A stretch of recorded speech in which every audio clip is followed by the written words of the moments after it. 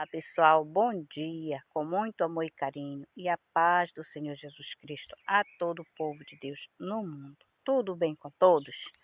Olha nós nesse belo dia maravilhoso, vamos nós mais uma jornada de leitura da Palavra de Deus. No capítulo, hoje encerrando o capítulo de Gênesis.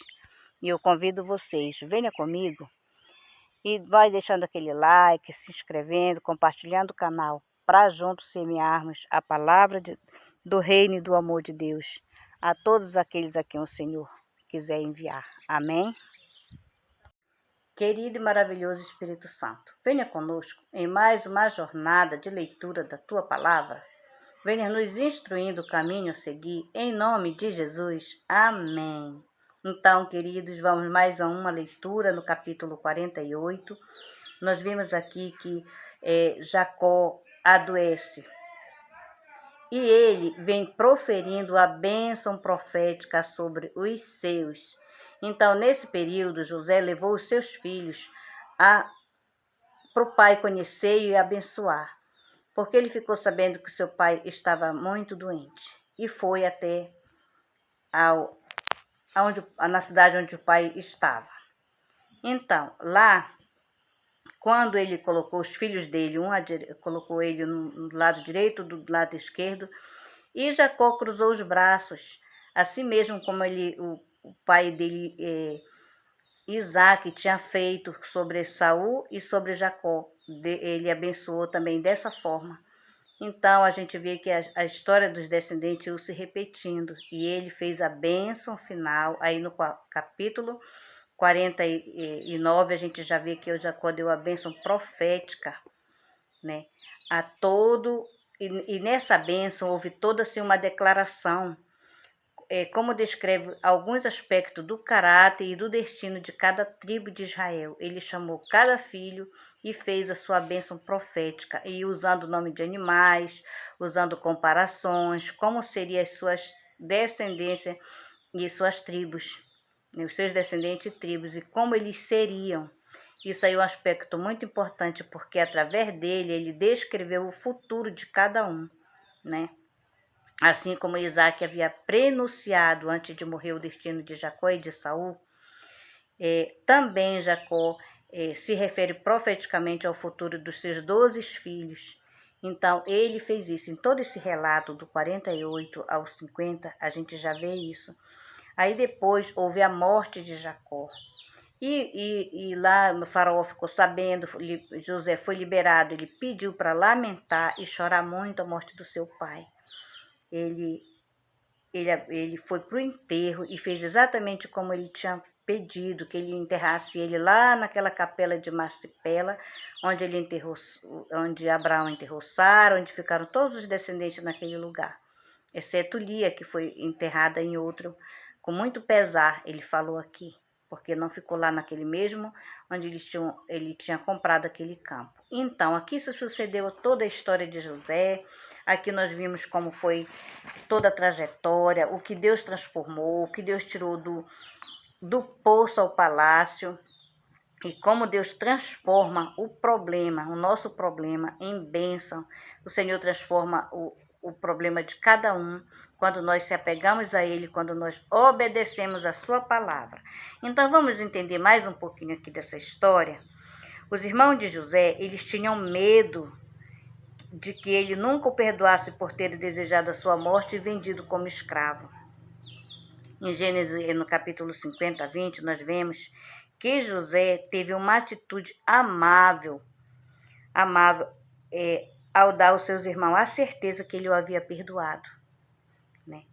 Então, pelo mal que eles tinham feito, né, a ele, eles pretenderam fazer o mal a José, mas Deus o transformou em bênção. É isso que acontece conosco até hoje. O mal que as pessoas ou o inimigo tenta fazer contra nós, Deus transforma em bênção. Deus muda destinos, Deus muda, tira o foco do inimigo e abençoa quando Ele quer. Eu tenho assim uma história linda dessa história dentro da minha família. Eu tenho uma filha que ela foi para um determinado lugar, certo lugar para fora, e Deus lá transformou para que houvesse bênção, para que houvesse salvação. Então, essa história de José me faz refletir muito, me dá muito entusiasmo, muita alegria nessa leitura.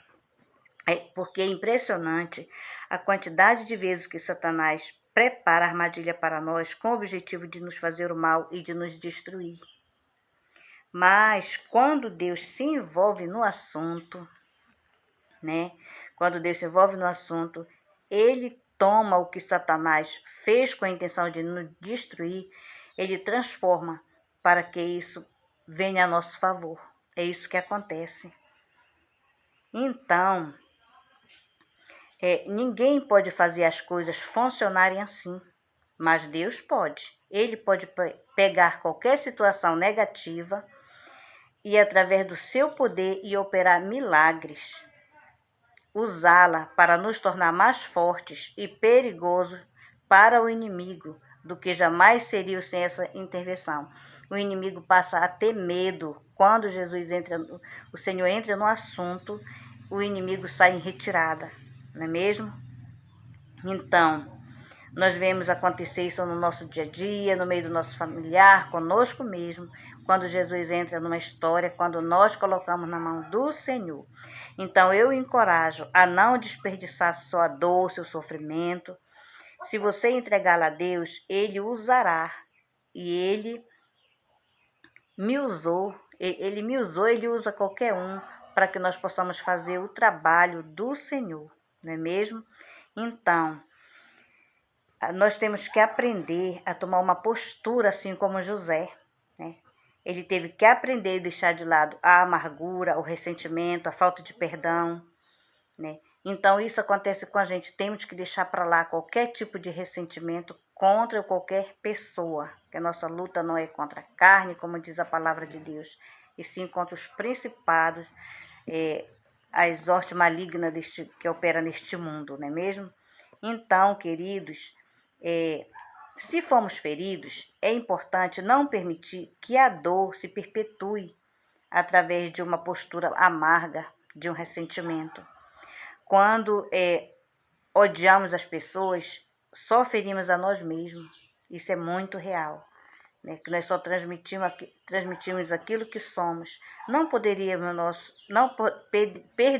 o nosso tempo odiando as pessoas se entendêssemos que elas provavelmente estão desfrutando da sua vida, né? Quando o inimigo ele faz algo contra nós, ele está desfrutando da vida dele. E não estão nem um pouco preocupados com o modo que nos sentimos em relação a elas. Isso é muito comum. Às vezes a gente se prende a alguém e alguém está desfrutando da sua vida. Lembre-se de que Deus é o nosso vingador. Ele tirará o bem do mal e o inimigo que o inimigo pretendia fazer contra qualquer um de nós.